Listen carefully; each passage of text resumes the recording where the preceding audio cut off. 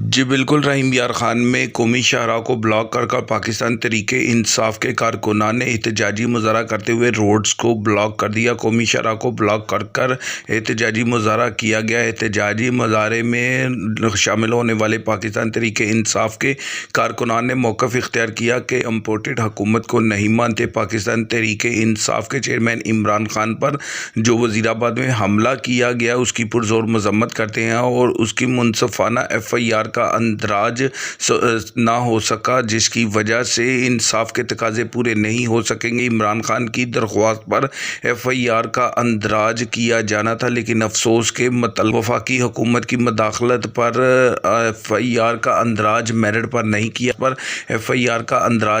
کیا گیا۔ مظاہرین کا روڈ بلاک کرنے کی بابت مرد، خواتین اور کثیر تعداد شامل تھی۔ لوگوں نے موقف اختیار کیا کہ امپورٹڈ حکومت نے جس طریقے سے ملک کو لوٹا ہے، ماضی میں اس کی مثال آپ کے سامنے ہے۔ قومی احتساب بیورو کی جانب سے بھی جو کیس بنائے گئے وہ بھی گول کر دیے گئے۔ ملک میں پاکستان تحریک انصاف عوام کی ترجمانی کے لیے اپنے مثبت اقدامات میں مصروف عمل ہے۔ پاکستان تحریک انصاف کے مزید کارکنان کا یہ کہنا تھا کہ ملک میں دھرنے اور احتجاجی مظاہرے ہوتے رہیں گے جتنی دیر تک حکومت الیکشن کی ڈیٹ اناؤنس نہیں کرتی۔ الیکشن میں عوام پاکستان تحریک انصاف کو ووٹ دے کر کامیاب کروائے گی، حقیقی آزادی کو یقینی بنائے گی۔ اب پوری قوم جاگ چکی ہے۔ قوم کی جانب سے عمران خان کی مقبولیت دن بدن اضافہ دیکھنے کو مل رہا ہے۔ پاکستان بھر کے دیگر علاقوں کی طرح رحیم یار خان میں بھی قومی شاہراہ کو بلاک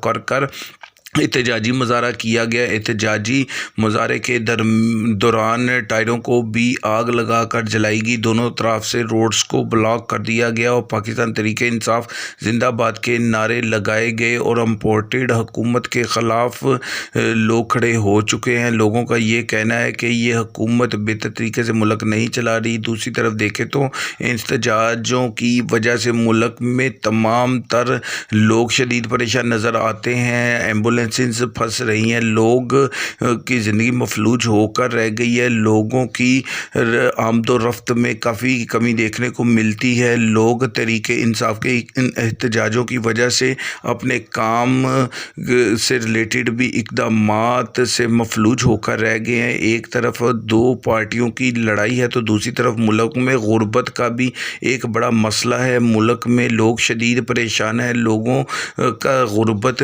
کے اضافے پر شدید رد عمل سامنے آ رہا ہے۔ مختلف شعبۂ زندگی سے تعلق رکھنے والے افراد نے اپنے اظہار خیال میں موجودہ حالات کے پیش نظر ان احتجاج کے خلاف بھی آواز اٹھائی۔ کچھ لوگوں کا یہ بھی کہنا تھا کہ عوام کو مہنگائی پر کنٹرول اور سستی روٹی کی ضرورت ہے۔ لوگوں کے گھروں میں روٹی موجود نہیں اور عمران خان کی جانب سے احتجاجی مظاہرے کشیدگی اختیار کر چکے ہیں، جس سے کاروباری زندگی بھی متاثر ہوتی نظر آ رہی ہے۔ جی